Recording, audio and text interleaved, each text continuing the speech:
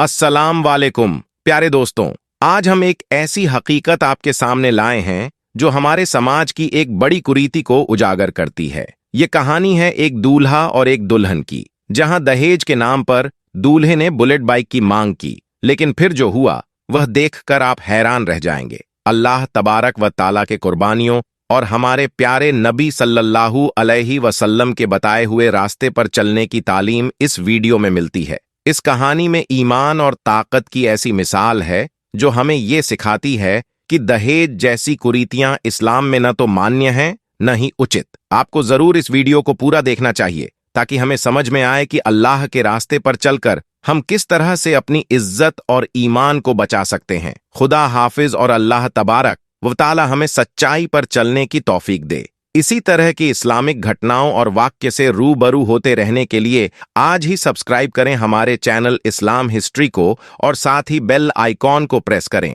दोस्तों, बरेली में एक रोहित नाम के लड़के की शादी थी। उसकी बारात जब दुल्हन के घर के दरवाजे पर पहुंची तो दूल्हे वाले बुलेट बाइक की मांग करने लगे और कहने लगे, जब तक दहेज में बुलेट बाइक नहीं मिलेगी तब तक निकाह नहीं होगा। यह देखकर दुल्हन के घर वाले बेचारे घबराकर मिन्नत करने लगे, लेकिन दूल्हा तैयार नहीं था। इसके बाद लड़की के घर वाले अपनी इज्जत बचाने के लिए बुलेट बाइक देने तक को तैयार हो गए। मगर इस बात की खबर जैसे ही दुल्हन के पास पहुंची, उसने कुछ ऐसा कदम उठाया जिसे देखकर दूल्हा और उसके घर वाले भी सोच में पड़ गए। दोस्तों, यह कहानी उत्तर प्रदेश के बरेली शहर की है। आज से तकरीबन 3 साल पहले लियाकत अली की बेटी रुबीना, यह नाम पहचान छुपाने के लिए बदला गया है, कि सगाई इज्जत नगर में रहने वाले रोहित नाम के लड़के के साथ हुई थी। सगाई के 1 साल बाद यानी हाल ही में कुछ दिन पहले दोनों की शादी का दिन आ गया। लेकिन शादी के 2-3 दिन पहले रोहित ने बुलेट मोटरसाइकिल की जिद पकड़ ली, यानी दहेज में मोटरसाइकिल की मांग करने लगा और कहने लगा कि अगर उसे दहेज में बुलेट बाइक नहीं मिली तो उसकी बारात लड़की वालों के दरवाजे से वापस लौट जाएगी, यानी वह निकाह नहीं करेगा। इसके बाद शादी का दिन आ गया। लड़का 250 के साथ बारात लेकर लड़की वालों के दरवाजे पर पहुंच गया।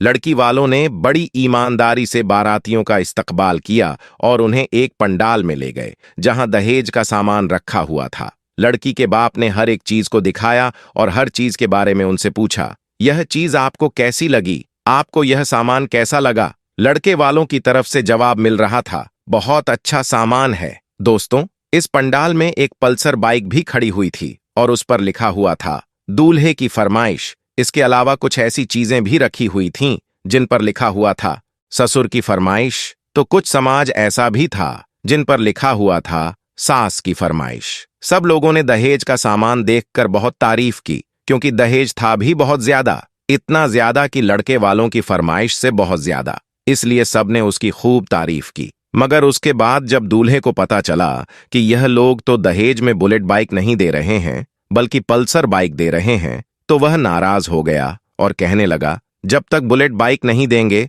मैं निकाह नहीं करूंगा। यह सुनकर बेचारे लड़की वाले बहुत ही ज्यादा परेशान हो गए। उन्होंने लड़के वालों को खूब खुशामद की, मगर दहेज का वो लालची दुल्हा नहीं माना और अपनी जिद पर अड़ा रहा। यह देखकर लड़की के वालिद ने बताया कि उन्होंने बुलेट बाइक की बुकिंग कर दी है, जैसे ही बुलेट आएगी वो उन्हें दे देंगे। लेकिन इस बात पर भी दूल्हा नहीं मानी और अपनी जिद पर अड़ा रहा। यह देखकर बेचारी लड़की वाले परेशान होते जा रहे थे और उन्होंने अपनी इज्जत बचाने के लिए बुलेट के पैसे लड़के वालों को दे दिए। पैसे प्राप्त करके दूल्हा बहुत खुश हुआ और कहा कि वह निकाह करने के लिए राजी हो गया।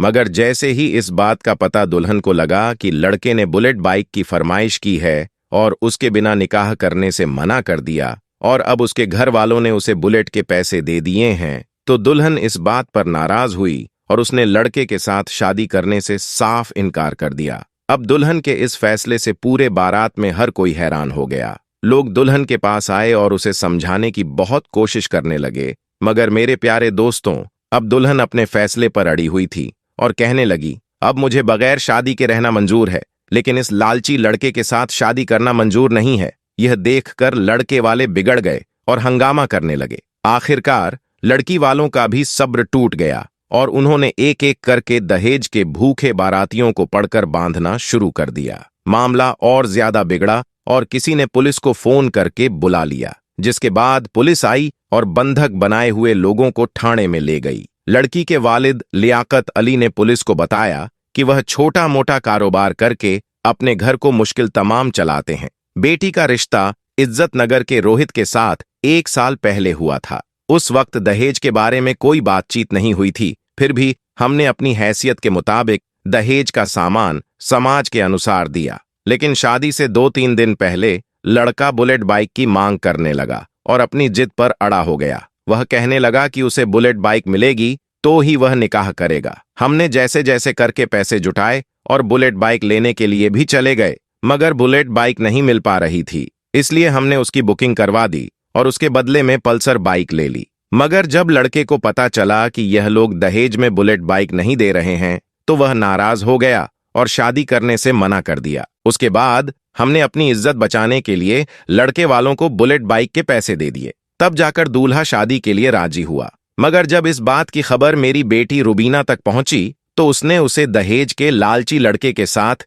निकाह करने से मना कर दिया। उसके बाद जब लड़के से उसके बारे में पूछा गया तो उसने इस बात पर अफसोस जाहिर किया और कहने लगा, हमें ये बात नहीं पता थी कि लड़की शादी करने से मना कर देगी। अगर मुझे मालूम होता तो हम कभी भी ऐसा नहीं करते। लड़के ने कहा, मुझे इस बात पर बहुत ही पछतावा हो रहा है। इसके बाद रुबीना के वालिद ने अपने रिश्तेदार के बेटे के साथ अपनी बेटी का निकाह कर दिया, जो बोलचाल और आदाब में बहुत ही अच्छा था। उसके बाद जो दहेज का सामान रखा हुआ था वह सब उस लड़के के घर पर भेज दिया। तो मेरे प्यारे दोस्तों, आज रुबीना के उठाए हुए इस कदम की हर तरफ चर्चा हो रही है और चारों तरफ रुबीना की तारीफ की जा रही है। दोस्तों, आज की इस वीडियो के बारे में और रुबीना के फैसले के बारे में, दहेज के लालची लड़कों के बारे में आपकी क्या राय है? कमेंट बॉक्स में जाकर जरूर कमेंट करें और अपने दोस्तों के साथ इस वीडियो को ज्यादा से ज्यादा शेयर करें ताकि उन्हें भी इस बात का एहसास हो